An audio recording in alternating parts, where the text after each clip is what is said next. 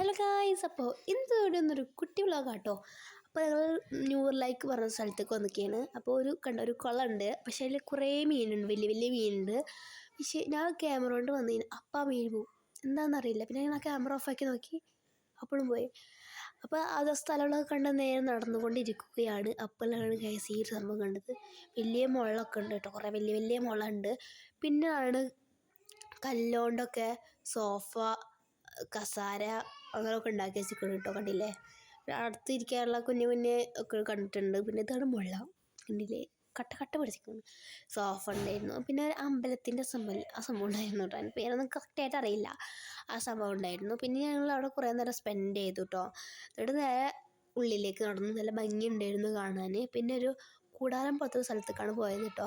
അത് വെച്ചാൽ മഴ വന്നു കഴിഞ്ഞാൽ, മഴക്കാലത്താണ് വന്നത് ഗൈസ്, ഭംഗിയൊക്കെ ഉണ്ടായിരുന്നു. പക്ഷെ എന്നാലും അവിടെ അങ്ങനെ നടക്കുമ്പോൾ അങ്ങനെ പിടിപിടിയാവും, അതാണ് പ്രശ്നം.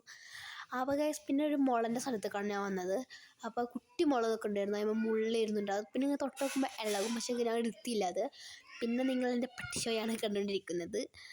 അപ്പോൾ ഗൈസ് ഞാൻ നടന്നുകൊണ്ടിരിക്കുകയാണ്. അപ്പോഴാണ് എൻ്റെ ഉണ്ണിൻ്റെ ഫോട്ടോ എടുക്കൽ കാണുന്നത്. അപ്പോൾ ഗൈസ് ഇത് കൊട്ടുമ്പോഴുള്ള ശബ്ദം നിങ്ങൾ കേട്ടില്ലേ, ഇതാണ് ഗൈസ് കൊട്ടുമ്പോഴുള്ള ശബ്ദം. അതിനുള്ളിൽ ഫുൾ വെള്ളം. പിന്നെയാണ് ഗൈസ് മഴ പെയ്തത്, മഴ ചാറാൻ തുടങ്ങി. ഞാൻ വെച്ചാൽ അധികം സീൻ ഉണ്ടാവില്ല വിചാരിച്ചിട്ടാണ്. പിന്നെ കുറച്ച് മഴ കൂടി, പിന്നിപ്പോൾ അങ്ങനത്തെ ഓടി ഗൈസ്, ക്യാമറ പിടിച്ച് ഓടി. അപ്പോഴാണ് അടിപൊളി സ്ഥലം കണ്ടത് ഞങ്ങൾ.